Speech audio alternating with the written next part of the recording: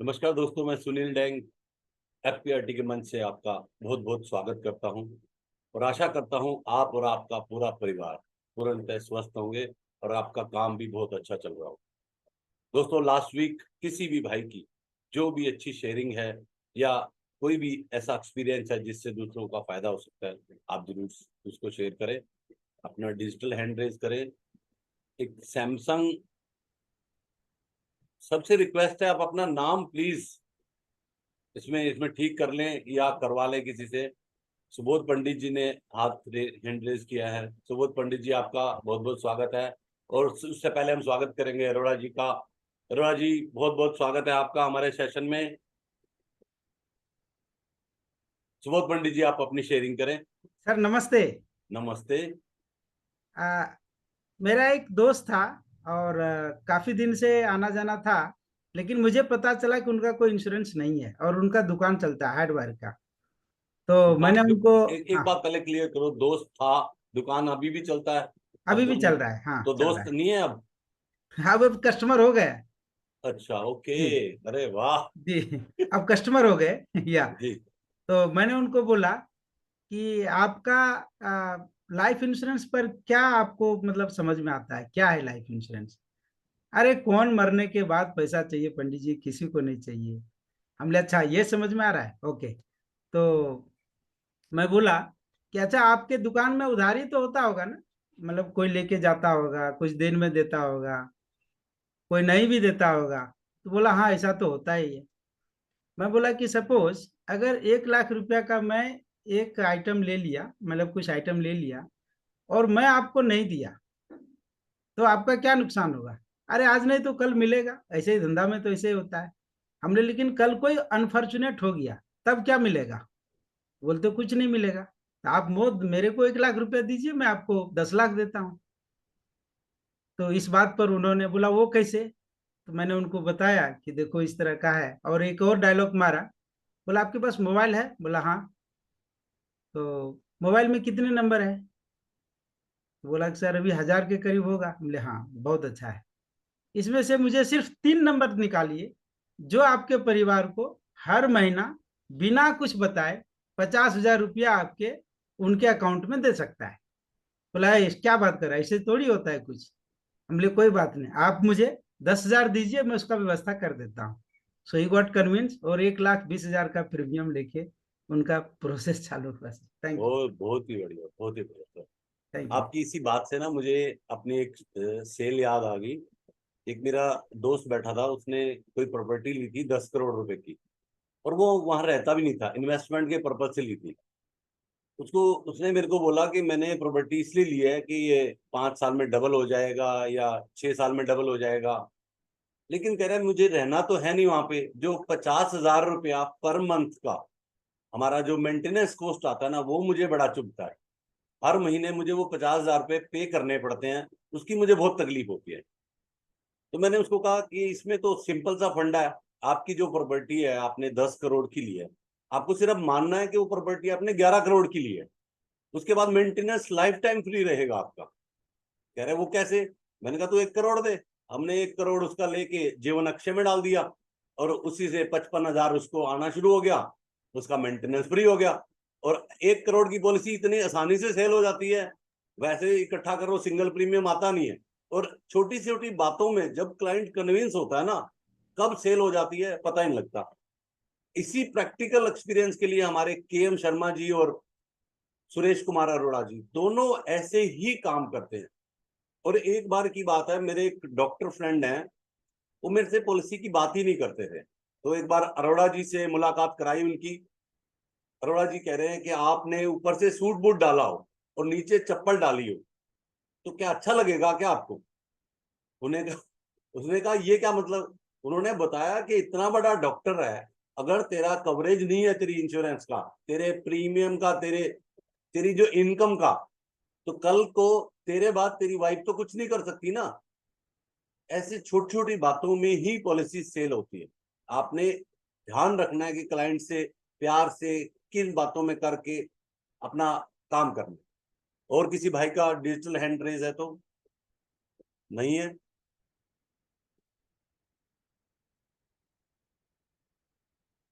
दोस्तों क्या दिक्कत क्या है, आप लोग शेयरिंग क्यों नहीं करना चाहते? आपको क्या लगता है कि ये प्लेटफॉर्म सिर्फ सुनने के लिए है? आपकी कोई भी शेयरिंग है, कुछ भी। अनिल मिश्रा जी, आप कुछ बोलना चाहते हैं? हाँ, बोलना चाहते हैं। हाँ हाँ, बोलिए सर। Welcome sir, welcome. अभी अभी मैंने एक जैसे 5 लाख प्रीमियम के बजाय मतलब 60 लाख की पॉलिसी बेचा है मैंने। तो उनका ये था कि पहले मेरे पास उनका जीवन सरल पॉलिसी था, छोटा सा पॉलिसी था। तो मैं उसकी मतलब वो उन्होंने प्रीमियम भी नहीं भरी थी, तो हमने बोला चलिए इसका पेमेंट करा देते हैं, अब 10 साल के ऊपर भी हो गया है। तो उसके हिसाब से फिर मैं गया, उनको पेमेंट भी करा दिया और मिलता रहा बार बार। जब भी उधर उस इलाके में गए तो उनके घर हम जाते रहे और कुछ लेके गए, खाली हाथ नहीं गए। तो फिर अभी एक 60 लाख का हुआ है, 5 लाख प्रीमियम आई है उनकी। अभी मेडिकल भी कल हो गया है। बहुत हाँ, बढ़िया। और उनके बेटे का भी 30 लाख का किया है, मतलब 90 लाख का हुआ, लेकिन उनका भी चेक बुक नहीं है बेटे का, बोले 4 दिन और लगेगा। ये हुआ है। मेरा ये कहना था कि ये बार बार टच करते रहना चाहिए। जो कस्टमर 5,000 महीने की जीवन सरल की पॉलिसी के प्रीमियम नहीं भर पाया था, वो अभी कुछ सालों बाद हमको 7 लाख प्रीमियम, 7.5 लाख दिया है। मतलब 5 तो दे दिया, अभी 2.5 का 2-4 दिन में आ जाएगा। ये हुआ था मेरा एक। तो बाकी का चल लगे हम अनिल सर लोग अभी देखो, थोड़ा हमारे ड्यूटी को। प्रधान सर कहते हैं हरकत में बरकत है। आप लगे रहे, हरकत में हमेशा बरकत होती है सर। और क्लाइंट चाहता है हाँ, यार उसके लिए कुछ अच्छा हो। आज आपको भी पता लगे आपके लिए कुछ चीज बेहतर है, आप उसमें मोल भाव नहीं करते हैं कभी भी, आप उसको तुरंत ले लेते हैं। तो और क्या? पहले तो वो टर्म हाँ इंश्योरेंस के लिए चाह रहा था कि टर्म इंश्योरेंस चाहिए मुझे। फिर मैंने जीवन उमंग ही समझाया उनको कि लाइफ टाइम का टर्म इंश्योरेंस है इसमें, और प्रीमियम भी लंबा नहीं भरना है, तो उस पर फिर कन्विंस हुआ, चलो यही कर लो आप। सर, क्या होता है हम जो सुनते हैं ना, रेडियो टीवी, हर आदमी यही बोल रहा है टर्म इंश्योरेंस लो, म्यूचुअल फंड में पैसा लगाओ। वो तो जो सुन रहा है वो वही भाषा बोलेगा ना। वो आप उससे मिले, आपने उसको बताया कि इसमें टर्म भी है और सेविंग भी है, दोनों चीजें हैं, तो कन्विंस हो गया आपसे। हाँ। अच्छा सुनील सर, अभी जैसे जो कॉर्पोरेट में जॉब कर रहे नए बच्चे लोग, अगर उनको जीवन उमंग वगैरह दिया गया है, तो वो जी 2-3 साल चला के इसके बाद फोन करते हैं कि अभी रिटर्न नहीं है, इसको हमें बंद करना है। हाँ सुनने को तैयार। इस तरह की प्रॉब्लम अभी कुछ हमने 2-4 फेस किया है, तो मैं सोचा ऐसा आ रहा है क्या सब हाँ, जगह? इस पे हम अरोड़ा जी से ही लेंगे। अरोड़ा जी इस बारे में अच्छी बात करते हैं। अरोड़ा जी हाँ, अब किस तरीके से इसको कन्विंस करेंगे, बताएंगे। क्योंकि कोई बात जब तक हमारे पॉलिसी सेल करने के लिए ना हो, उसको इस तरीके से समझाई जाए कि वो 15 साल तक उसके जहन में वो बात बैठ जाए। पहले तो ये हाँ, पॉलिसी जो हम सेल करते हैं रिटर्न के लिए होती ही नहीं है। ये इन्वेस्टमेंट नहीं है। कई लोग कहते हैं मुझे कुछ इन्वेस्टमेंट करना है। उसको समझाना होता है ये इन्वेस्टमेंट नहीं है, ये सिक्योरिटी आप अपने परिवार के लिए परचेज कर रहे हैं। और सिक्योरिटी ऐसा नहीं है कि आपको 2 साल लेनी है या 3 साल लेनी है। जब तक आपकी अर्निंग है मिनिमम, वहां तक तो लेनी ही लेनी है। और उसके बाद भी अगर आप ले सकते हो तो अच्छा है। इसमें हमारे लाइफ की 3 स्पैन होते हैं।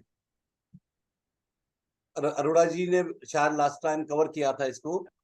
एक होता है हमारा अर्निंग स्पैन, एक स्पेंडिंग स्पैन, और एक लाइफ स्पैन पूरा होता है। जो अर्निंग स्पैन होता है वो 25 से लेके 60 तक होता है हमारा। और जो स्पेंडिंग स्पैन होता है वो पैदा होने से लेके पैदा होने के बाद तक भी रहता है। तो आपने ये चीजें, जैसे जिसका क्वेश्चन है ना, पॉलिसी सेल करने से पहले उसको पूरा ऐसा समझा के आओ कि वो 20 साल तक कोई इफ एंड बट उसको कोई समझाता है तो उसको ये ना लगे कि अनिल मिश्रा जी मेरे को गलत पॉलिसी दे गए, मुझे 2 साल के बाद बंद करना है। वो तो नासूर हो जाएगा, अगले 15 साल तक आपको हर बार कहेगा नहीं बंद करा दो इसको। आप नहीं बंद कराओगे, कोई और जाके बंद करा देगा उसको। तो उसको हाँ। कन्विंस कर। हाँ जी, बोलिए सर। वही दोस्त लोग या तो समझा रहे हैं उन कोई बच्चों बात, को, या जरूर तो जरूर। कोई। हाँ, हाँ, कोई बात नहीं। उसी आपका से। अगर लंबा क्वेश्चन है, कुछ भी अगर स्पेशल है ना, उससे पूछो दोस्त क्या समझा रहे हैं तेरे को, इससे क्या होगा। उससे क्वेश्चन पे क्वेश्चन जब हम करते हैं ना, तो आंसर वो खुद ही हाँ, देता है क्लाइंट। ठीक है sir. Thank you sir, thank you, बहुत ही वेलकम। बढ़िया आपने जवाब दिया। जो आपने बताया ना कि अर्निंग और एक्सपेंडिचर दोनों का जो अंतर है, हाँ खर्चे तो जीवन भर रहेंगे, उसका बंदोबस्त है इस पॉलिसी में। खर्चे बहुत ही बढ़िया बताया। हमारे पैदा होने से पहले शुरू हो जाते हैं और मरने के बाद तक रहते हैं खर्चे हमारे। सही बात है, ये जी बहुत ऊंची लाइन है, बोलना चाहिए हर जगह।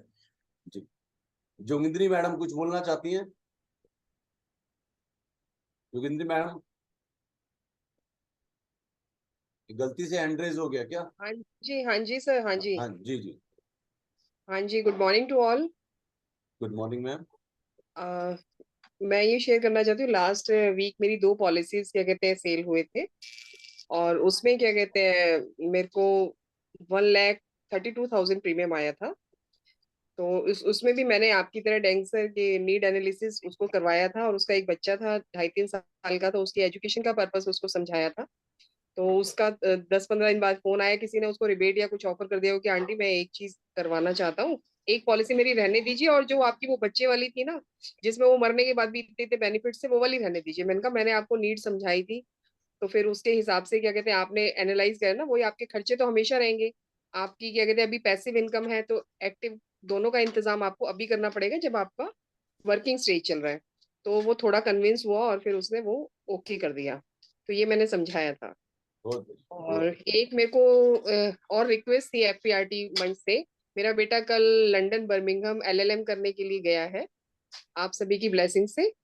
और तो मेरे को थोड़ा सा सपोर्ट चाहिए, अगर आपका किसी नियर एंड डियर का कोई वहां रहता हो तो मुझे एक बार प्लीज बता दीजिएगा। बस ये थोड़ा बहुत सा मुझे हेल्प चाहिए थी। थैंक यू सो बहुत मच बहुत ऑल मुबारकें एफपीआरटी। मैडम, बहुत बहुत मुबारकें। Thank you, Anil thank sir, अभी मेरे भी किसी क्लाइंट का ना फोन आया था कि काम नहीं चल रहा है, मुझे पॉलिसी सरेंडर करनी है। उसकी 5-6 पॉलिसी हैं, तो कह रहे हैं एक सरेंडर कर दो। हाँ, मैंने कहा अब एक सरेंडर कर दूंगा, थोड़े दिन बाद काम नहीं चलेगा, फिर दूसरी, फिर तीसरी। मैंने कहा आपके बच्चे कितने हैं? कह रहे 3। फिर मैंने कहा तीनों पॉलिसी सरेंडर, 4 पॉलिसी, 5 सरेंडर के बाद क्या करोगे? एक बच्चे को जमुना में डाल आना, दूसरे को डाल आना। कहते हैं आप कैसी बातें कर रहे हो? मैंने कहा ये जो LIC है ना, आपका वो बच्चा है जो कुछ नहीं बोलता, कभी नहीं जिसका डाले। हम जब चाहें गला दबा दें, वो कुछ नहीं कह रहा। इस बच्चे का आपको कुछ नहीं लग रहा पॉलिसी सरेंडर? ये पॉलिसी नहीं है, ये आपका वो चाइल्ड है जो आपको आपके ना रहने पे आपके परिवार को पूरा सपोर्ट करता है, आपके ना रहने पे आपके परिवार की पूरी मदद करता है, और आप अगर रहते हैं तो आपका बुढ़ापे में ये सहारा बनता है। आपका पैदा किया हुआ बच्चा आपका सहारा बनेगा या नहीं बनेगा, उसकी गारंटी मैं नहीं लेता, लेकिन इसकी गारंटी मैं आज ही आपको लिख के देता हूं, ये आपका बुढ़ापे का सहारा बनेगा, और जिसको आप चाहते हैं कि आज इसका गला दबा दूं। कई बार क्लाइंट को कई बातें बुरी लगती है, उसके बाद उसने पॉलिसी सरेंडर की बात ही नहीं की कभी भी। दोस्तों, एक लास्ट शेयरिंग मैं लूंगा संदीप पाठक जी की, उसके बाद हम अरोड़ा जी को आमंत्रित करेंगे। संदीप पाठक जी। सर नमस्कार, मैं संदीप पाठक इंदौर से हूँ। जी। सर मैं क्यूरी है मेरी एक जीआईसी की, कर सकता हूँ क्या? आज GIC की आप मेरे से अलग से बात कर लेना, GIC हाँ का कोई ठीक भी है। क्वेश्चन है तो मेरा ओके। नंबर आप, हाँ, मेरे हाँ से बात ओके। कर लेंगे। ओके ठीक, सर। Thank you sir. आज के वक्ता को मैं अब आमंत्रित करूंगा, सुरेश अरोड़ा जी का। इस लाइन के अंदर 50 साल का एक्सपीरियंस है, और इतना वास्ट एक्सपीरियंस है, जैसे वो सेल करते हैं दिल करता है हमेशा उसके उनके साथ रहें। इतने प्रैक्टिकल हैं वो, इजी इजी सेल करते हैं, मजा आ जाता है उनके साथ काम करके। और हमारा सौभाग्य है कि अरोड़ा जी हमारे साथ हमेशा रहते हैं, और जब भी कोई तकलीफ आती है मैं तो अरोड़ा जी को ही फोन करके पूछता हूँ, और ये इतने प्यार से समझाते हैं कि आपका भी दिल करता है कि आप पॉलिसी खरीद लो। दोस्तों, अब मैं चाहूंगा आप अरोड़ा जी का वेलकम करें, चैट बॉक्स पूरा भर दें। अरोड़ा जी, वेलकम वेलकम अरोड़ा जी। एक छोटी सी रिक्वेस्ट आपसे करता हूं सर, आपका सेशन बढ़िया होता है, सब होता है, और सब भाइयों से रिक्वेस्ट है, आज हम 10 मिनट पक्का क्वेश्चन आंसर लेंगे। जिसके भी क्वेश्चन है लिख लें, आपको 45 तक खत्म करना है, 30 मिनट में। हम 15 मिनट क्वेश्चन आंसर लेंगे सर आज आपसे। Thank you, welcome sir. Thank you Sunil ji. मेरी आवाज आ रही है? आ रही है, बिल्कुल आ रही है सर, बहुत मस्त आ रही है। आज बहुत अच्छी शेयरिंग रही। और हमारा, मैं इस शेयरिंग पे एक बात कहना चाहता हूँ। अगर हमारी पॉलिसी सेल का बेस पॉलिसी की प्रोडक्ट की फीचर है, तो फ्यूचर में इस तरह की हमारी दिक्कत आएंगी, हम बंद करेंगे, या दूसरी जगह रिटर्न मिल रही है, या अगर हमारी पॉलिसी का बेस जो है ना हमारा कॉन्सेप्ट है, अगर हमने पॉलिसी को कॉन्सेप्ट से बेचा और उसकी नीड से उस पॉलिसी को अलाइनमेंट करा दिया, तो वो भविष्य में ये विचार उसके जीवन में बहुत कम रहेगा कि मैं सरेंडर करूं या मैं इसका प्रीमियम को डिसकंटिन्यू करूं। मेरा अनुभव तो ये बोलता है कि हमारे को अगर सेल का जो जो हम कॉन्सेप्ट देते हैं, कॉन्सेप्ट से शुरुआत करते हैं, तो हमारा जो सेल का जो अलाइनमेंट है वो कंसेप्ट के साथ शुरू होना चाहिए। अगर वो बेस रहेगा तो हमारी जो ये फ्यूचर की जो प्रॉब्लम है वो बहुत मिनिमाइज हो जाएंगी, प्लस हमारा जो रिबेट का भी प्रॉब्लम है वो भी मिनिमम लेवल पे रहेगा। मेरा तो अनुभव यही बोलता है। बाकी बहुत अच्छी शेयरिंग के साथ मैं अपने बात को आगे कहना चाहता हूं। जो पिछली बारी हमने फाइनेंशियल पिरामिड पे बात किया था, आपने कहा कि 10 मिनट बाद में 45 पे बंद करें। मैं तो पहले ही यही चाहता हूं कि जो पिछली शेयरिंग है उसको थोड़ा सा मैं रिकैप कर देता हूं, हाँ। और अभी से ही जो है ना उस शेयरिंग का हम सिस्टम शुरू करते हैं तो अच्छा रहेगा। बहुत बढ़िया सर, बहुत बढ़िया, ग्रेट सर। तो पिछली बारी हमने फाइनेंशियल पिरामिड पे बात किया था। एक्चुअली फाइनेंशियल पिरामिड का मतलब जो ये हमने पहले स्लाइड बात किया था पहली बारी कि ये स्वामी विवेकानंद जी का, कि हम जो आज जीवन हमारा जो भी चल रहा है जिस स्टेज पे है हम ही उसके रिस्पॉन्सिबल है। और नेक्स्ट स्लाइड हमारी ये पिरामिड की थी। मोस्ट जो है ना स्टेबल स्ट्रक्चर 5000 से ऐसे ही खड़ा है, इससे ज्यादा स्टेबल स्ट्रक्चर जो है ना हो नहीं सकता। तो हम अपने जो हमारा जो फाइनेंस है वो हमारे जीवन की एक बहुत अहम रिसोर्सेज है। और इस फाइनेंस के साथ, ये फाइनेंस को अगर दूसरी भाषा में कहें मनी, मनी के चारों तरफ ही हमारा जीवन चलता है। हमारा सर्वाइवल ही मनी पे आधारित है। इसलिए इसका मैनेजमेंट भी इस तरह से रहे कि हमारी वेल्थ जो है ना पिरामिड की तरह ये खड़ी रहे, स्ट्रॉन्ग जो है ना स्ट्रक्चर बने, और पूरी जिंदगी जब तक हम रहें इस दुनिया के अंदर तो हमारे को ये फाइनेंस हमें अवेलेबल रहे और कभी दिक्कत में ना आए, हम कभी फाइनेंशियल डिस्ट्रेस में ना आए। तो इसलिए इसका नाम हम फाइनेंशियल पिरामिड दे रहे हैं कि हमारा फाइनेंस का को हम मैनेज करें पिरामिड के अनुसार के हिसाब से। और ये पिरामिड का मैंने नेक्स्ट ये बताया था कि इसके बेस जो है ना वो 4 साइड होती है। और ये 4 साइड क्या है हमारी, ये हमारी पहली साइड है फाइनेंशियल प्रायोरिटी, दूसरी फाइनेंशियल स्ट्रक्चर, तीसरा है नेचर ऑफ एसेट, चौथा है हमारा डायमेंशन ऑफ एसेट। तो इस तरह ये 4 हमारी इसकी साइड्स है। और ये नीचे बेस बड़ा होता है। पिरामिड में आपने देखा होगा बेस बहुत बड़ा होता है और ऊपर जाके छोटा होता जाता है। तो इस तरह ये हमारा दूसरा है स्ट्रक्चर, तीसरा हमारा नेचर ऑफ एसेट है, और चौथा हमारा है डायमेंशन ऑफ एसेट। तो ये हमारी 4 बेस है। और इसके अब एक एक करके हमने इसकी चर्चा किया कि पहली फाइनेंशियल प्रायोरिटी थी। फाइनेंशियल प्रायोरिटी में हमारा था पहले duties and responsibility towards our family, और सेकंड आता है रिलायंस, कि हमारे को खुद को, जैसे हम बच्चों को इंडिपेंडेंट बनाते हैं तो हमें भी इंडिपेंडेंट बनना है, हमें भी फाइनेंशियल फ्रीडम लेना है। तो ये उसको बोलते हैं हम सेल्फ रिलायंस। तीसरी हमारी प्रायोरिटी होनी चाहिए कि हमारी जो इच्छा है उसको पूरा करें। और चौथी है उसके बाद भी, इन सबको करने के बाद भी अगर हमारी, तब हमें लीगेसी को टच करना चाहिए कि हमारे को भाई बच्चों के लिए ये चीज दे जाए, ये चीज दे जाए। और ये हमारा गोल, जब तक हमारे 3 गोल ये पूरे नहीं होते तब तक हम चौथे पे नहीं जाना चाहिए। अगर 3 गोल पूरे हो गए तो चौथे पे जाना चाहिए। तो this is first priority. Second is, उसके बाद अब मैं इसको थोड़ा सा, ये सब एनिमेशन में है। तो सेकंड में हमारा सेल्फ रिलायंस है। सेल्फ रिलायंस का मतलब यह है कि हम, जैसे मैंने पहले कहा कि हमें बच्चों को इंडिपेंडेंट करके फिर हमें अपने को भी इंडिपेंडेंट करना है। उसके लिए हमारे को जब ये ड्यूटीज एंड रिस्पॉन्सिबिलिटी है निभा रहे हैं, तो उसके साथ साथ हमें सेल्फ रिलायंस के लिए भी प्रोविजन करना है। और क्योंकि उस समय हमारे पास जो हमारी अर्निंग कैपेसिटी होती है वो भी कम हो जाती है और एडजस्टमेंट कैपेसिटी भी कम हो जाती है। तो इसलिए, और हमारा जो थर्ड आता है एम्बिशन। एम्बिशन क्या, हमारी इच्छा है। हमारे को जब हमारे पास सब हम ये पूरा कर लेते हैं तो हम चाहते हैं कि हम सोचते हैं यार हम बच्चों के लिए ये कर दें, वो कर ले, बच्चे खुश होंगे। तो वो हमारी एम्बिशन है। तो उसको भी पूरा करना है, तो पहले दो प्रायोरिटीज को पूरा कर, गोल को पूरा करने के बाद हमें तीसरे पे ध्यान देना चाहिए। और चौथा हमारा था लीगेसी। अगर ये तीन हमारी पूरी है तो उसके बाद हमें लीगेसी पे का गोल बनाना चाहिए।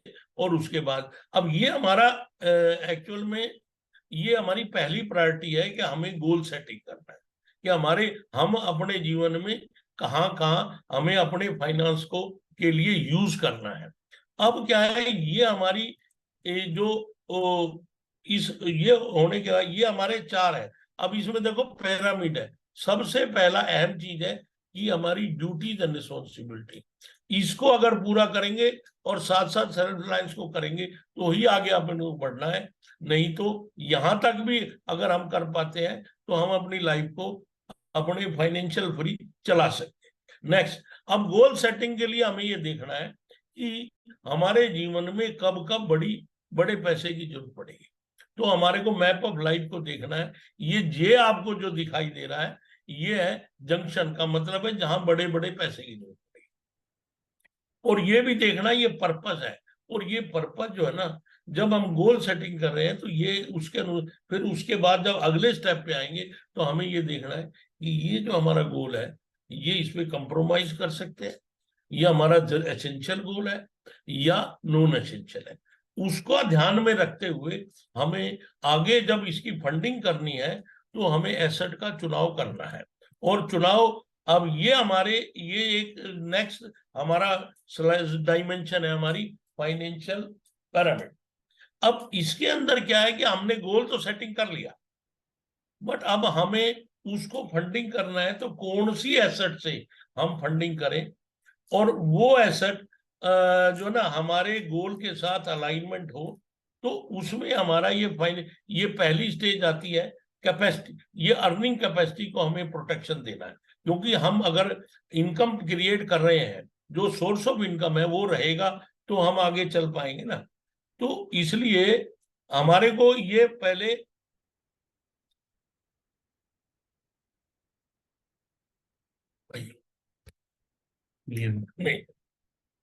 वही हुई, हाँ सॉरी, मैं थोड़ा सा सेटिंग में। अच्छा, ये पहले प्रोटेक्शन है, उसके बाद रिस्क फ्री ग्रोथ। हम ऐसे प्रोडक्ट में पैसा लगाएं हमने गोल को पूरा करने के लिए जिसमें हमारा जो कैपिटल है वो सेफ रहे और हमारे को एक ऑप्टिमम रिटर्न मिले। नेक्स्ट लेवल, जब हमने ये दो चीज कर लिया उसके बाद हमारे को ये कैपेसिटी देता है कि हम कुछ रिस्क ले सकते। तो हम रिस्क वाले प्रोडक्ट में हम अगर कुछ इन्वेस्टमेंट करेंगे तो उसमें हमारा ऑब्जेक्टिव रहता है कि यार थोड़ा और ज्यादा रिटर्न मिल जाए, परंतु उसके लिए हम रिस्क लेने को भी तैयार होंगे। तभी हो पाएंगे जब हमने पहले दो स्टेज को एडिक्वेटली फंडिंग कर दिया है। फोर्थ में आता है हाई ग्रोथ। हाई ग्रोथ में इसमें थर्ड और फोर्थ स्टेज में ज्यादा डिफरेंस नहीं है। मेन डिफरेंस क्या है कि हाई ग्रोथ में हमारे को वॉल्यूम ऑफ इन्वेस्टमेंट हमारा ज्यादा होता है, जैसे रियल एस्टेट है, जैसे हमारा वेंचर कैपिटलिस्ट है। तो इनमें वॉल्यूम ऑफ इन्वेस्टमेंट ज्यादा होता है और उसमें वॉल्यूम ही दिखाई देता है जो रिटर्न का मालूम, और वो हमारे को अट्रैक्टिव दिखाई देता है, इसलिए वो हमारे लिए फैसिनेटिंग है। और इसके लिए भी आपको मीडिया के अंदर सब कुछ, और आपका ये जो रिस्क वाले प्रोडक्ट है आप देखो मीडिया में भी देखते हो, हाईलाइट करते हो शेयर बाजार में इतना हो गया, ये हो गया। म्यूचुअल फंड में भी आपको दिखाई देगा 15% की रिटर्न, 20% की रिटर्न, परंतु ये आपका फैसिनेटिंग है, इसलिए सब लोगों का अट्रैक्शन भी इस तरफ होता है। और नेक्स्ट आता है स्पेकुलेशन। ये भाई स्पेकुलेशन क्या है? जस्ट ये है कि आपका हमने एक विचार किया और विचार के अनुसार कहीं भी हमने मतलब कोई बेस नहीं है उसका, पर क्या है, थिंकिंग है। और थिंकिंग का स्पेकुलेशन है। जैसे आईपीएल मैंने आपको बोला था कि पिछली बारी आईपीएल, और उसके बाद ये हमारी एक साइड और कंप्लीट होती है। तो थर्ड साइड है वो हमारी है थ्री नेचर ऑफ एसेट, कि हमें जब एसेट खरीदनी है, ये तो एसेट कौन कौन सी लेनी है। अब क्या है, एसेट खरीदते हुए हमें क्या ख्याल रखना है कि ये एसेट क्या हम इसको पीसीज में डाल सकते हैं, कर सकते हैं। नेक्स्ट है कि क्या ये ट्रांसफरेबल है, इजीली ट्रांसफर कर सकते हैं। और थर्ड है ट्रांसपेरेंसी, क्या है जो हमें मिलना है वो ट्रांसपेरेंट है। ये तो नहीं है कि हमारा जो है ना, मैं अगर उसको कैश करता हूं तो मुझे मान लो 1 करोड़ की एसेट है तो मुझे 1 करोड़ मिलेगा। अगर मेरे बच्चों को कैश करना पड़ा, हो सकता है उसको 70 मिले। तो ये हमारा ट्रांसपेरेंसी भी होनी चाहिए कि मुझे क्या मिलना है, क्या नहीं मिलना। तो वो एसेट को खरीदते हुए हमें देखना चाहिए। और इसके साथ साथ हमारा जो नेक्स्ट जो चीज है, वो ये चीज जरूर देखनी चाहिए कि वो एसेट जो है ना, हम किसके लिए ले रहे हैं, कौन यूज करने वाला है। अगर ये क्या माइनर बच्चे यूज करने वाले हैं, हमारी पत्नी जिसने सारी उम्र हमारे हाउसवाइफ का काम किया वो यूज करने वाली है, क्या वो उसको सही ढंग से हैंडल कर पाएगी, और उसका यूसेज क्या है, टाइम बाउंड यूसेज है या जब मर्जी मिल जाए पैसे तब यूसेज है। ये भी ध्यान में रखते हुए तब एसेट को का चुनाव करना है। और आपको जो भी एसेट है उनमें ये फोर्थ है, थ्री क्या कहते हैं, डायमेंशन ऑफ एसेट। ये क्या है कि इसमें हर कोई भी इंस्ट्रूमेंट है उसमें 3 चीज होती है, एक तो यील्ड होती है, एक सेफ्टी होती है, एक लिक्विडिटी। और ये सारी इंटरलिंक्ड है। हम अगर यील्ड को बढ़ाएंगे तो हमें सेफ्टी ऑफ अपने इन्वेस्टमेंट को से कंप्रोमाइज करना पड़ेगा। अगर हम लिक्विडिटी को बढ़ाएंगे तो शायद यील्ड से भी कंप्रोमाइज करना पड़ेगा, या हम मतलब कई बार दोनों से कंप्रोमाइज करना पड़ता है। तो वो ये इनहेरेंट प्रॉपर्टी ऑफ इन्वेस्टमेंट है। तो इसको कोई भी एसेट में पैसा लगाने से पहले इस चीज का भी ध्यान रखना चाहिए। अगर इस फाइनेंशियल पैरामिड से के अनुसार अगर हम अपने एसेट को मैनेज करेंगे तो मैं ये समझता हूं कि our wealth will grow forever and we will have मतलब very less financial distress in our life. तो ये हमारा पिछली बारी का सेशन था। इसमें किसी भाई का कोई क्वेश्चन हो 20 नंबर वाली स्लाइड रहेगी सर, 20 नंबर वाली स्लाइड है, 20 नंबर की स्लाइड एक बार। हाँ ये जो इसमें स्लाइड है, ये ऊपर ग्रेनुलरिटी, ट्रांसपेरेंसी और ट्रांसफरेबिलिटी की है। तो इसमें डिफरेंट एसेट्स हैं। अब रियल एस्टेट है, अब आप इसमें देखिए ये जो येलो कलर है ये ट्रांसफरेबिलिटी का है, और ये ग्रीन जो कलर है ये ट्रांसपेरेंसी का है, और ये जो ब्लू कलर है ये ग्रेनुलरिटी का है। अब आप देखो रियल एस्टेट को ही ले लो, 100 गज का प्लॉट है, मेरे को 1 करोड़ का है, मुझे 5 लाख की जरूरत है, क्या मैं 5 गज बेच सकता हूँ? तोड़ सकता हूँ उसको? नहीं, बहुत कम। अब इसमें 0 से 10 तक नंबर दिए हुए हैं कि भाई इसके नंबर कितने हैं। इसमें हमारे को नंबर दिए हुए 2.5 और 2.5। तो इसमें ग्रेनुलरिटी बहुत कम है। अब नेक्स्ट आता है हमारा कि ट्रांसपेरेंसी।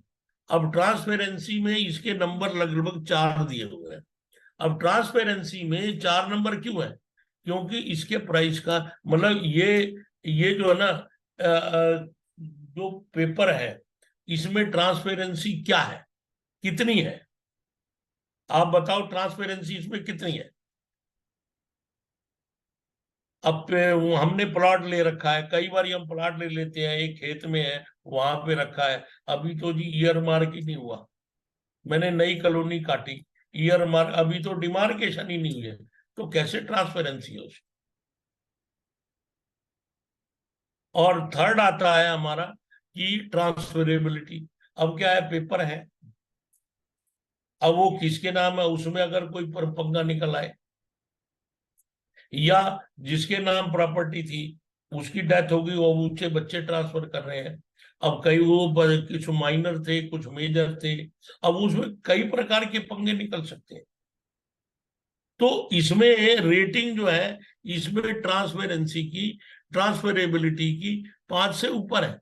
और लास्ट में ये देखिए कि लाइफ इंश्योरेंस की ट्रांसफरेबिलिटी, अब ये देखो यहाँ नंबर देखिए कि ट्रांसपेरेंसी बिल्कुल क्लियर है, आपका नाम लिखा है, अगर हम नहीं है तो नॉमिनी का नाम लिखा है, इमीडिएटली नॉमिनी को पैसा मिल जाता है।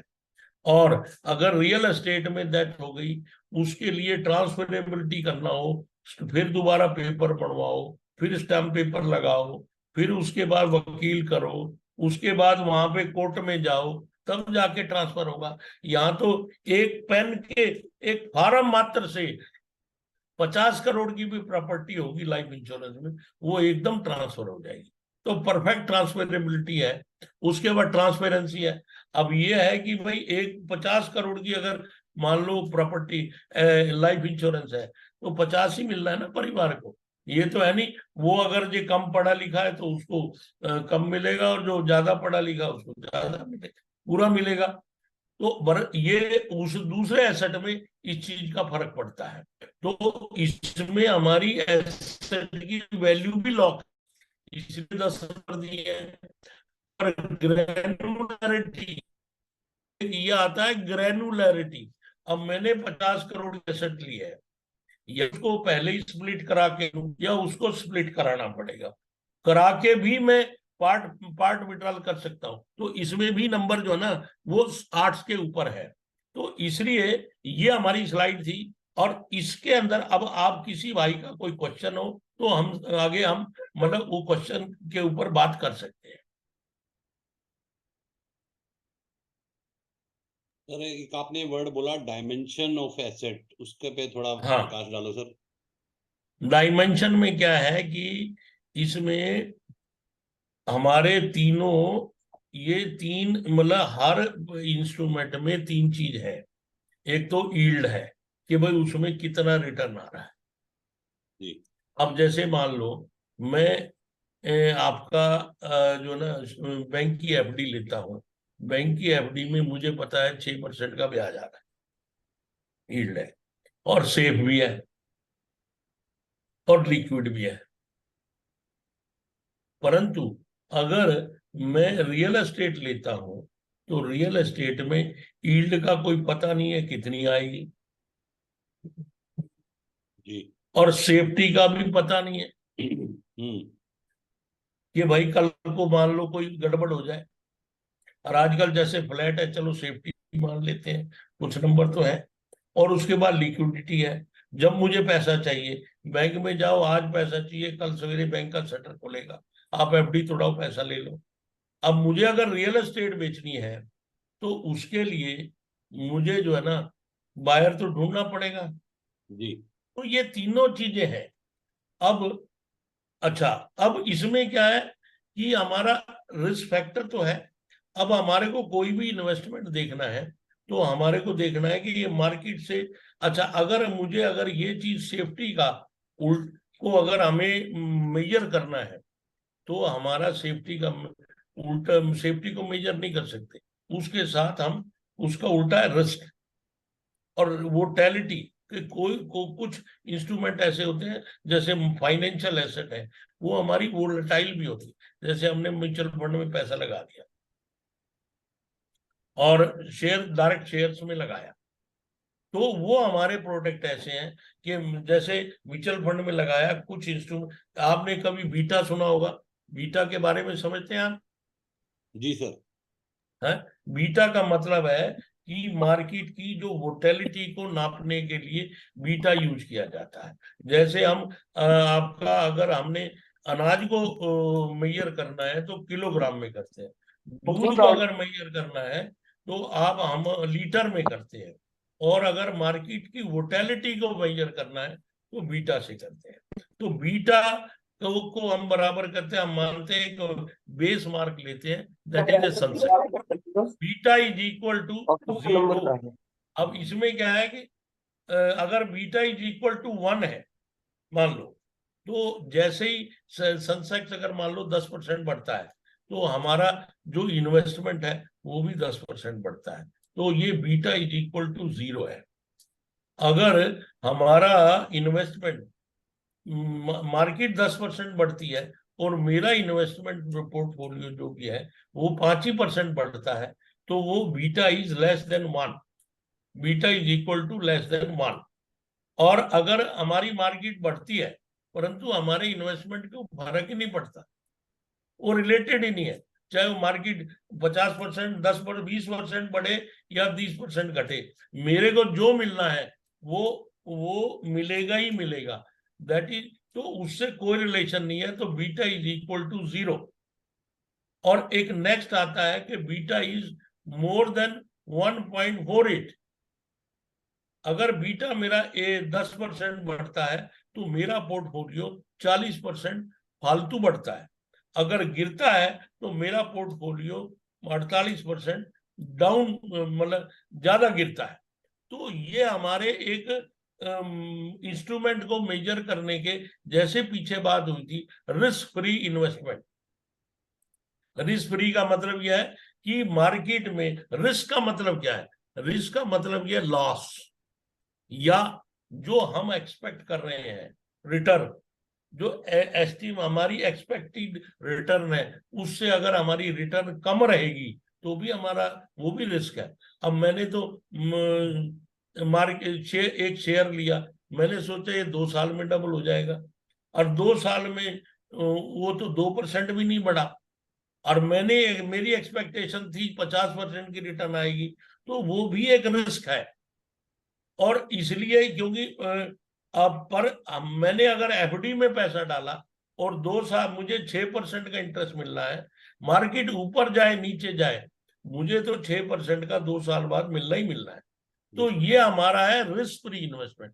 और इसी के अंदर जो हमारा अगर जो मेरे गोल्स है, अगर उसको मुझे जो मेरे, अब गोल्स भी हमारे 3 तरह के होते हैं, 3 भागों में बांट सकते हैं। एक तो यह मेरी नीड क्या है, मुझे बच्चे को पढ़ाना है, मेरी नीड है ये।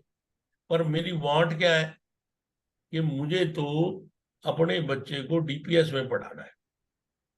और मेरी एस्पिरेशन क्या है कि मुझे तो अपने दून स्कूल में बच्चे को पढ़ाना है, तो मेरी नीड है पढ़ाई और मेरी वांट है डीपीएस। तो हमारे को जो लेवल ऑफ एक्सपेंसेस है उस हिसाब से होगा। अगर हम नीड के को लेके चल रहे हैं तो हमारा लेवल नीड वाला, हमारी जरूरत नीड के लेवल के एक्सपेंसेस की है, पैसे की है। अगर हम वांट को अगर कर रहे हैं तो वांट को परस्यू कर रहे हैं तो हमारा जो लेवल ऑफ मनी रिक्वायर्ड है वो वांट के लिए है। पर मैं यहाँ पे एक बात ऐड करना चाहता हूँ, हम एज ए इंश्योरेंस एडवाइजर हमें यही तो बात करनी है कि भाई आपकी नीड तो उसकी है, हमें उसको डिस्कवर करवाना है कि भाई तेरी नीड तो एजुकेशन की तो है ना, क्या उसको तो अपने जीवन से हटा सकता है? नहीं हटा सकता। अब तेरे को इनमें पढ़ाना है तो कहाँ पढ़ाना चाहता है, कितना खर्चा है? अगर वो कहता है मैं तो गवर्नमेंट स्कूल में पढ़ाना चाहता हूँ, वो उसकी नीड है, वो वहीं तक है, तो उसको तो पैसा उतना चाहिए। अब वो कहता है कि मेरी वांट ये है मैं तो डीपीएस में पढ़ाऊंगा, अब वहां तो भैया 20,000 रुपये महीने का खर्चा है। तो हमारे को जब ये चीज जानेंगे उस हिसाब से हम उसको प्लान देंगे। हमें तो उसकी वांट पे ही लाना है, तभी तो पैसा मतलब उसको उसकी नीड को उसके सामने उजागर होगी। अगर वो वांट पे हम बात ही नहीं करेंगे तो उसको क्या क्या लगेगा कि वो मुझे इतना पैसा लगेगा और मुझे सेविंग करनी है, और उसको जरूरत कैसे महसूस। तो हमें जो एज ए एडवाइजर हमें ये बातें इसलिए करनी है कि उसकी वांट को निकाले हम और वांट पे जाके उसको टिकाएं, और वो जब वो वांट पे टिक जाएगा तो अपने आप बोलेगा हाँ यार ये मेरे को ये प्रोडक्ट चाहिए। तो हमारी जो वांट है उसके ऊपर हमारा लेवल ऑफ एक्सपेंसिव अलग हो जाता है। तो हमारे को जो रिस्क फ्री सिस्टम में है, हमारे को उससे ये कोशिश करनी चाहिए कि हम उससे ये पूछे कि भैया तेरे को तेरी नीड जो है ना, नीड के मिनिमम जो नीड है, मान लो मुझे अपने रिटायरमेंट के लिए पैसा चाहिए, भाई वो कहता है कि मेरे आज आपका खर्चा कितना है, वो कहता मेरा तो 50,000 रुपए का मियाँ बीवी का है। कहता अगर मैं आपको 30,000 रुपये दे दूं तो चलेगा? हाँ चल जाएगा काम। तो ये मिनिमम है। और ये जो 50,000 है वो उसका यूज टू लेवल है। और अच्छा मैं उससे पूछूं आपको अगर 1 लाख रुपए मिल जाए, कहता आप अगर 1 लाख का मिल जाए तो हो सकता है कि हम हमारे वर्ल्ड टूर भी हम घूम के भी आते रहेंगे, हर साल घूमेंगे। तो उसका वो एस्पिरेशन लेवल है। तो हमारे को जो मिनिमम लेवल की नीड है उसको हमें क्या रिस्क व रिस्क की जो इन्वेस्टमेंट है उससे पूरी करनी चाहिए? नहीं, वो हमारे को रिस्क फ्री जो प्रोडक्ट है उससे अगर हम पूरी करेंगे तो ही हम उस मतलब वो जो है ना फाइनेंशियल प्रॉब्लम से बाहर आएगा। अगर उससे ऊपर जो यूज टू लेवल है उससे कंप्रोमाइज अगर उसको करना पड़ेगा, कुछ कर लेगा, बट मिनिमम लेवल के बाद भी उसको अगर के लेवल का भी पैसा नहीं मिलेगा तो वो पेन में आ जाएगा और उसका जो रिटायर्ड लाइफ है वो उसके ऊपर भारी पड़ जाएगी और वो भगवान से कहेगा, वो डिपेंडेंट हो जाएगा। और जब डिपेंडेंट हो जाएगा तो उसकी हालात क्या होगी, क्या उसकी रिस्पेक्ट बरकरार रहेगी, उसकी डिग्निटी बरकरार रहेगी, ये चीज हमें उनसे सामने बात करनी है। तो मिनिमम लेवल की फंडिंग है वो हमारी रिस्क फ्री सिस्टम से आनी चाहिए। और इस तरह के प्रोडक्ट हमारे को उससे जब तक बातें नहीं करेंगे तो हम कैसे सजेस्ट कर पाएंगे? बहुत बढ़िया अरुण। तो वो बीटा इज इक्वल टू 0 के बराबर के इन्वेस्टमेंट होना चाहिए। जी सर। तो सर, मैं ऐसे प्रोडक्ट में होना चाहिए। अब मैं हाउस की तरफ से ना एक क्वेश्चन पूछता हूँ। हम दुनिया के बेस्ट प्रोफेशन में हैं और ये हम हमेशा क्लाइंट के फायदे की बात करते हैं, लेकिन क्लाइंट हमें इग्नोर करता है। आप सर अपने एक्सपीरियंस से बताएं किसी भी कॉल को हम कैसे ओपनिंग करें कि क्लाइंट सामने से हमें मिलने का परमिशन दे और अपॉइंटमेंट दे। और प्रोडक्ट तो बाद की बात है, जब हम मिलेंगे तो प्रोडक्ट लेगा। मेन हमारी प्रॉब्लम आती है हमें अपॉइंटमेंट ही नहीं मिलती है सर। उसके लिए हम कैसे बात करें सर, वो थोड़ा उस पर बताओ सर। देखो अगर हम किसी से बात कर रहे हैं, जी देखो सर। कोई इसमें स्टैंडर्ड तो कोई है नहीं। जी। हर एक आदमी का अपना अपना काम करने का तरीका है, जी। स्टैंडर्ड कुछ नहीं है। जी। मेन बात यह है कि मैंने आपको जैसे बोला था ना कि हम जो उस बंदे को जिससे बात कर रहे हैं उसके बारे में हमें पहले नॉलेज तो होनी चाहिए जी। कि यार किस तरह किस प्रोफेशन का बंदा है, किस तरह का बंदा है। ठीक है ना जी? जी सर। अब क्या है, उस प्रोफेशन से रिलेटेड हम कोई बात करें तो वो शायद हमारी बात को सुनने को तैयार होते हैं। अब मैं कई बारी कोल्ड कॉल पे जाता हूँ, मैं तो 2 दिन पहले भी गया। एक डॉक्टर है, मैं तो आपको बता रहा, मेरा सेगमेंट डॉक्टर का जो है ना मुझे अच्छा लगा। मैंने उसको एक ही बात बोली, मैं कहा डॉक्टर साहब एक बिजनेसमैन और डॉक्टर में क्या अंतर है, आपको क्या लगता है? और उससे मैंने बात शुरू की और बात शुरू करने के बाद जो बंदा मेरे को 5 मिनट में भगा रहा था वो आधा घंटा मेरे को उसने दिया। तो हमारे को वो कोई जो बंदा जो काम कर रहा है उससे रिलेटेड कोई चीज अपना दिमाग लगा के अगर हम उसको बात करेंगे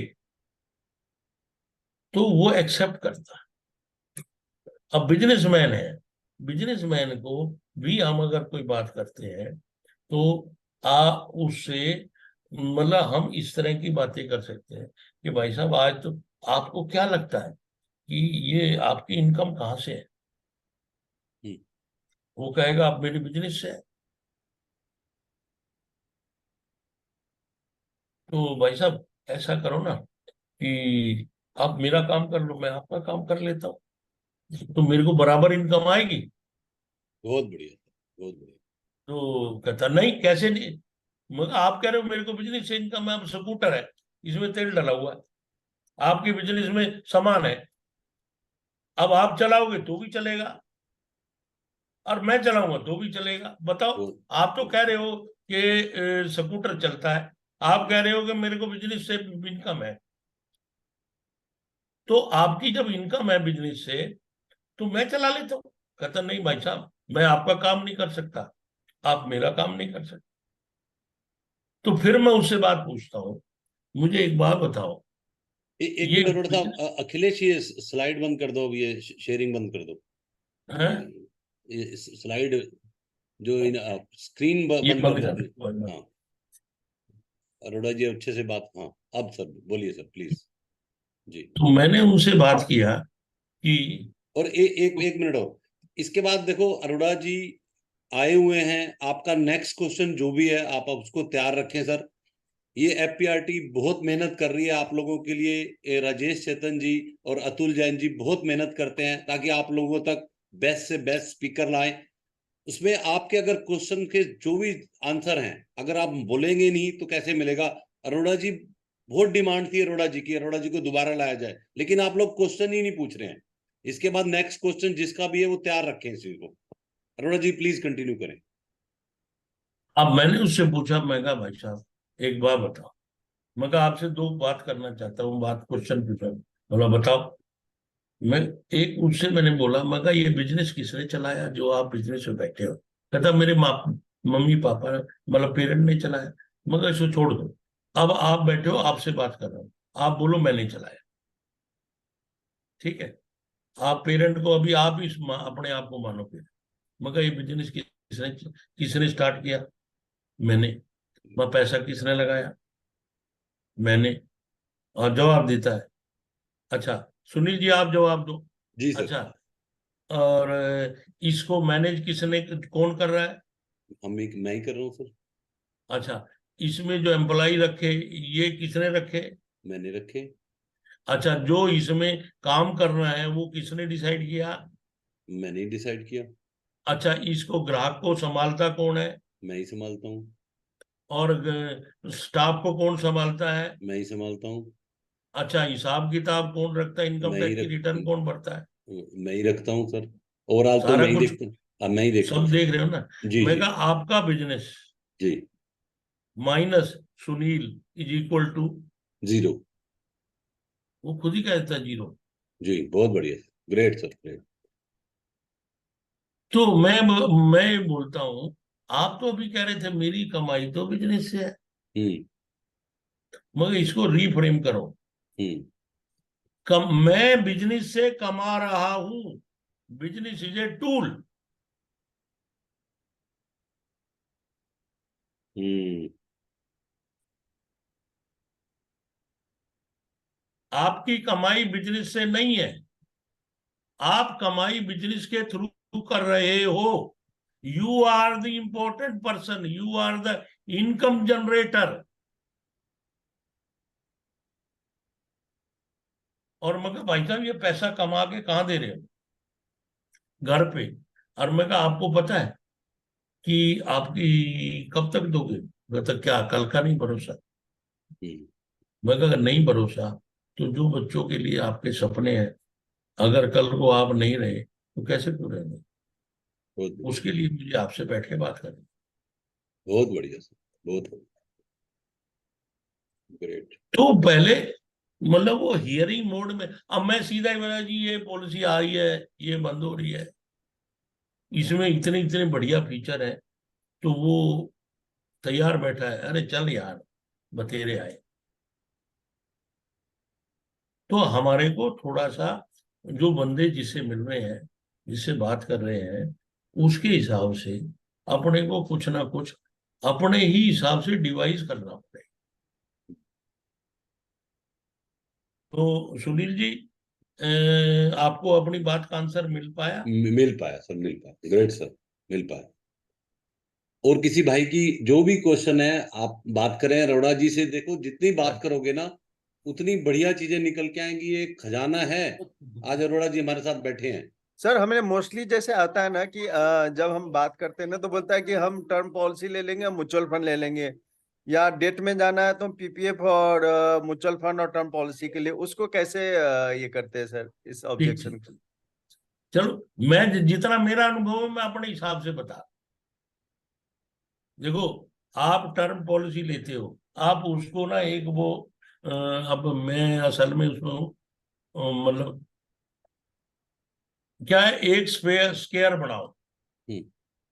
सुनील जी, एक स्क्वायर बनाओ हाँ जी, हाँ जी, बना लिया सर जी। और उसको ना बीच में से ये जो ना एक एंड से दूसरे एंड पे क्रॉस बांटो। बांट दिया सर। स्क्रीन पे दिखा सकते हो? हाँ दिखा सकते हैं सर, ये लो। ये एक दिखाओ। मिनट, एक मिनट, हाँ ये लो। नहीं नहीं, ये डबल नहीं, सिंगल, सिंगल काटो, अच्छा सिंगल, सर। एक लाइन। अच्छा ठीक है सर। ऊपर लिखो, ऊपर लिखो प्रोबेबिलिटी ऑफ डेथ। देखो, इसके ऊपर एक वाली लाइन पे लिखो कि एक प्रोबेबिलिटी ऑफ लिविंग, और नीचे लिखो प्रोबेबिलिटी ऑफ डेथ। ये ऊपर वाली लाइन, अखिलेश को करवाओ, अखिलेश आपके साथ है ना, तो हम सब देख पाएंगे सर। अखिलेश आप करो, हाथ से कर दो, हाथ से लिख दो सर।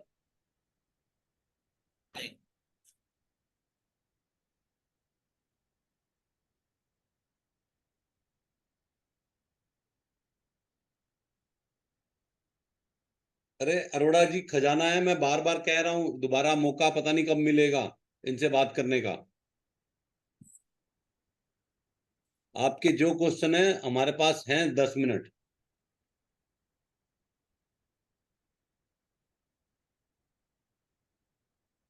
मैं सर एक मिनट अभी करके दिखाता हूँ। हाँ नहीं ठीक वो ठीक। जो ना, सर अच्छा सुनील जी आप ही करो ना, फिर टाइम बेकार एक है। मिनट। आप वो दिखाओ। ये ये ये इसमें एक बीच मिनट यार, ये में, पता बीच नहीं क्यों में हो जाता। इधर हाँ, से ऐसे काटो, ऊपर की साइड में लिखो प्रोबेबिलिटी ऑफ लिविंग, नीचे लिखो प्रोबेबिलिटी ऑफ डेथ। प्रोबेबिलिटी आप ऑफ। सभी बनाइए अपने उसमें, आपको भी मालूम पड़ेगा।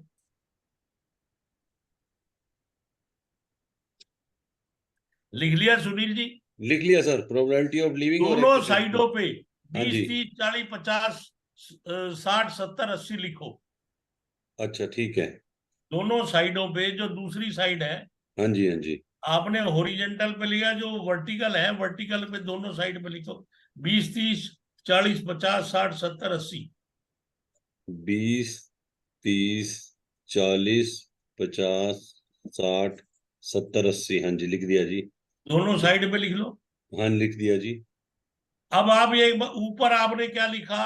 Probability of living. जी 20 साल पे प्रोबेबिलिटी ऑफ लिविंग कितनी है? ज्यादा है कम है? ज्यादा है सर। और प्रोबेबिलिटी ऑफ डेथ बिल्कुल कोने से आपने लगाया 0, मतलब बहुत कम है हाँ बहुत कम है, हाँ जी। है ना? जी और जैसे जैसे उम्र बढ़ेगी प्रोबेबिलिटी ऑफ डेथ बढ़ती जाएगी और प्रोबेबिलिटी ऑफ लिविंग घटती बढ़ती जाएगी। जी। आप देखो 50 साल पे कितना, 60 साल पे के 50 साल पे प्रोबेबिलिटी ऑफ डेथ और प्रोबेबिलिटी ऑफ लिविंग कितनी है?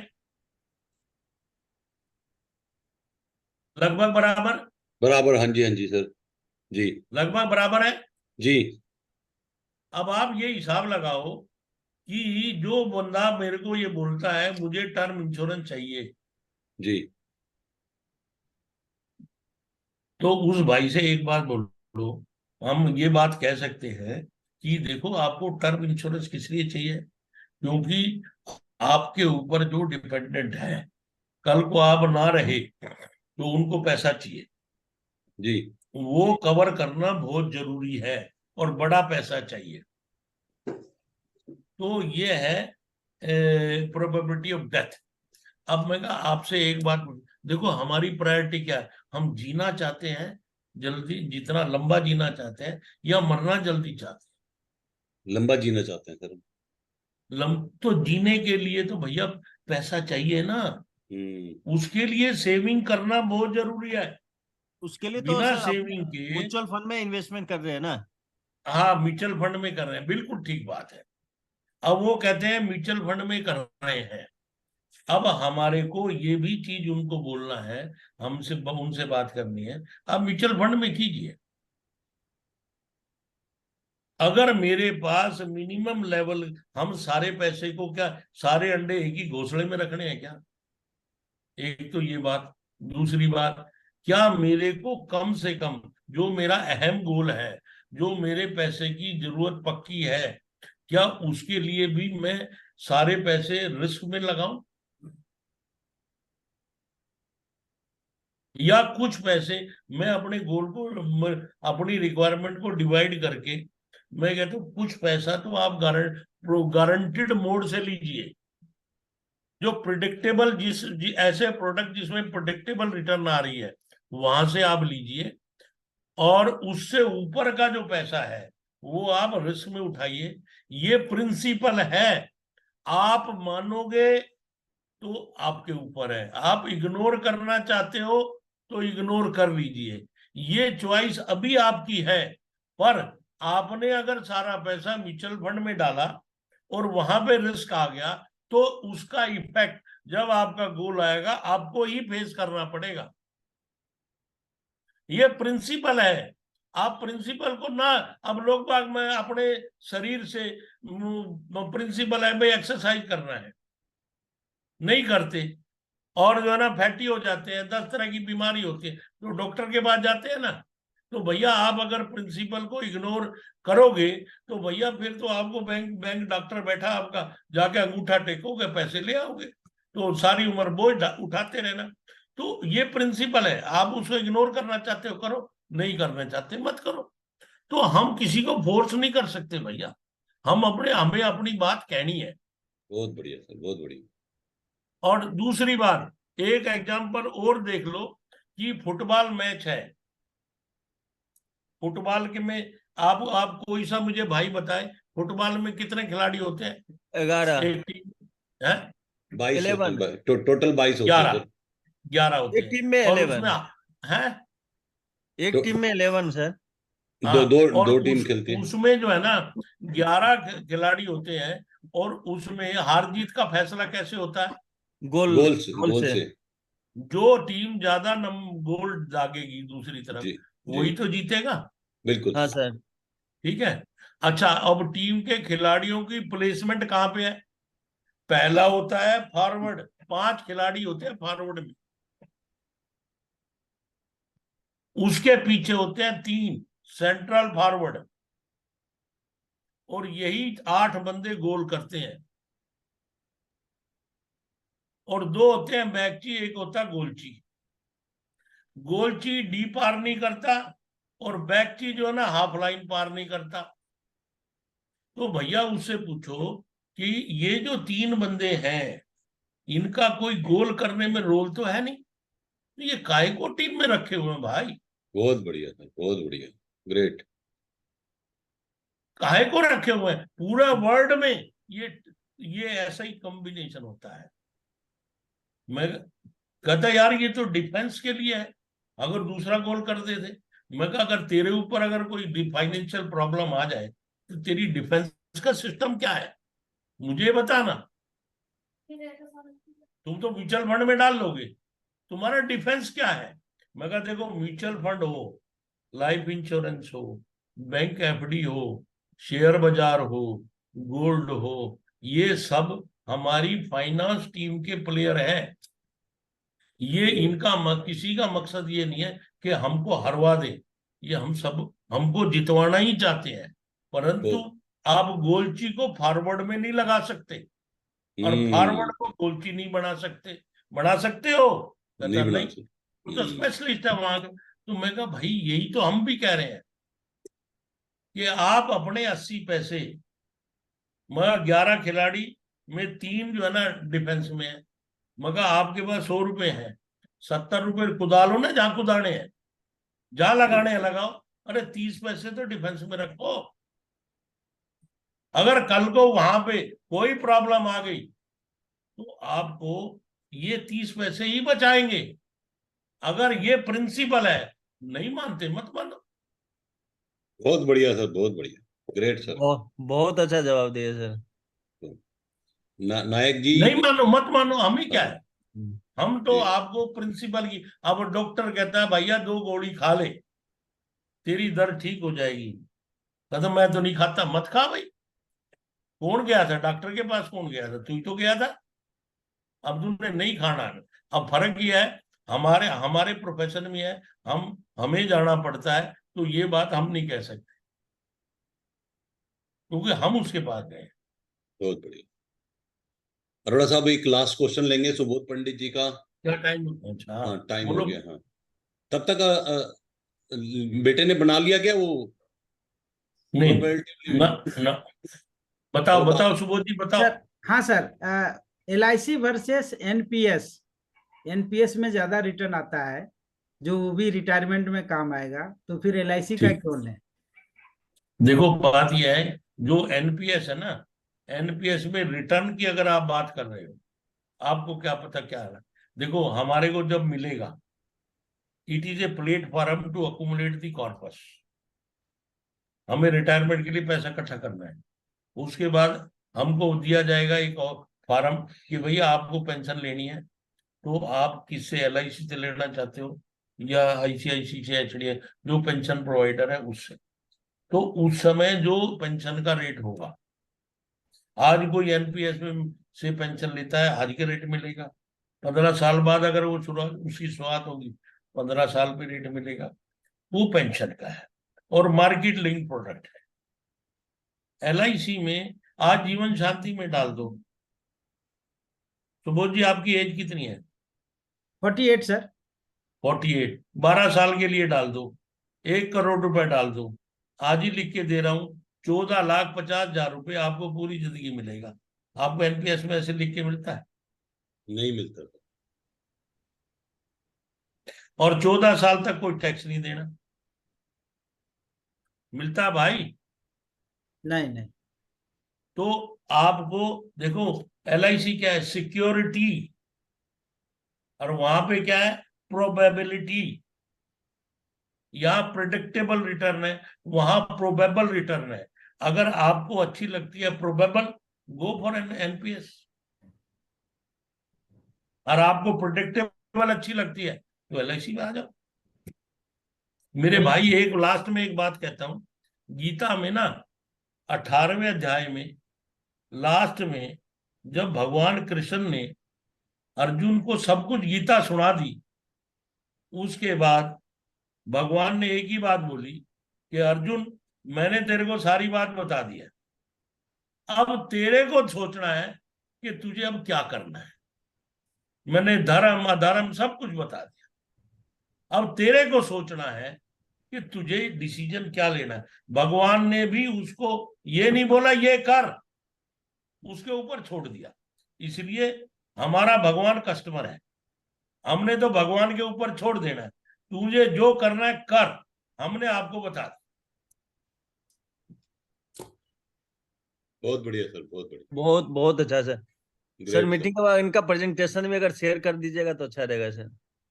मीटिंग प्रेजेंटेशन किसको शेयर करें बताओ?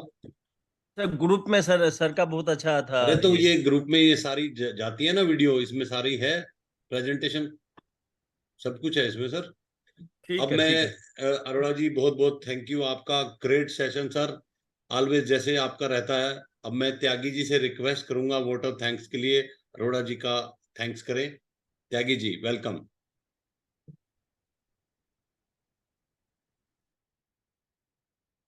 अनम्यूट करो सर अपने आप को, अनम्यूट। हाँ थैंक यू सुनील भैया। और अरोड़ा जी तो मतलब खजाना है नॉलेज का, और हम कितना ले पाते हैं ये हमारे ऊपर है। ये मान लीजिए कि समुंदर है और हम उसमें से कोई अपनी कटोरी भर के ले जाएगा, कोई चम्मच भर के ले जाएगा, कोई बाल्टी भर के ले जाएगा, कोई टब लगा देगा। और मेरे जैसा आदमी तो इस चक्कर में रहता है, एक पंप ही लगा लेता हूँ, अपने घर की टंकी भर लेता हूँ, सीधी सी बात है। इतना ग्रेट इन्फॉर्मेशन, इतनी ज्यादा नॉलेज इनके पास है कि रियली बताएं, मैं जब भी कहीं फंसता हूँ, मैं व्यक्तिगत रूप से सर से सलाह लेता हूँ। और हम तो इन्हें प्यार से चाचा भी बोलते हैं, तो चाचा तो ये पूरे एफपीआरटी के हैं, अकेले मेरे नहीं हैं।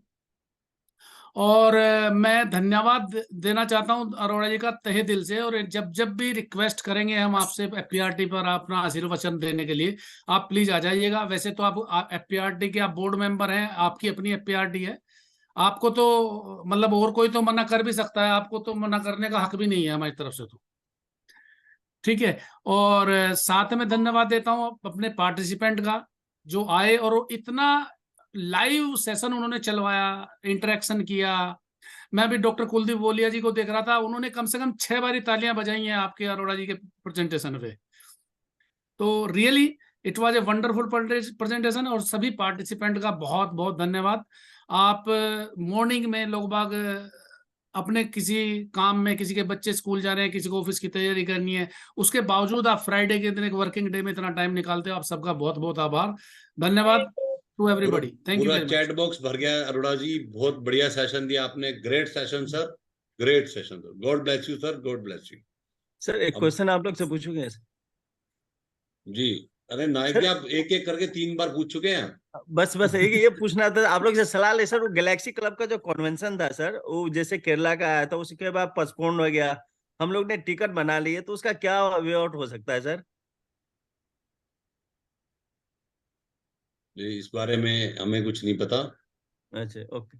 अरोड़ा साहब ब्रांच में पता करें, आप ब्रांच में पता करें पहले। एक अरोड़ा साहब, एक मेरे क्लाइंट ने पॉलिसी ली थी और उसने जो प्रीमियम भरा, 3 मंथ्स का प्रीमियम 27,000 था। अब 3 मंथ क्वार्टर के बाद वो कह रहा है कि आपने ना मेरी पॉलिसी बड़ी कर दी, ये पॉलिसी मैं चला नहीं पाऊंगा, या तो इसका प्रीमियम रिड्यूस कर दो या इस पॉलिसी को बंद कर दो, मैं नहीं चला सकता। तो मैंने ब्रांच में पता किया, वो कह रहे हैं कोई ऑप्शन ही नहीं आता प्रीमियम ये सम एश्योर्ड रिड्यूस करने का। ऐसा ऑप्शन हमने, मेरे को लग रहा है गोपीनाथ सर ने एक बार बताया था, ऐसा ऑप्शन होता है। सुनील जी 1 साल चालू करने के बाद में, 1 साल के बाद में उसको रिड्यूस कर सकते हो आप। एक साल के बाद कर सकते हैं? 1 साल के बाद। अरे सुनील स्प्लिट करवा लेना 1 साल के बाद। हाँ, कम हो जाएगा सर। और स्प्लिट करा के जितनी चालू करनी हो कर लेना, बाकी वो पड़ी रहेगी। क्या पता उसका 1-2 साल बाद बनकर आए, फिर उसको चालू करवा देना। अच्छा, स्प्लिट हो सकती है, वैसे रिड्यूस नहीं हो सकता?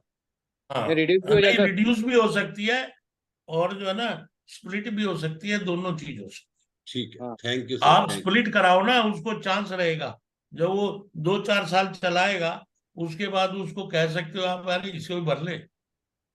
ठीक है, ग्रेट सर, ग्रेट।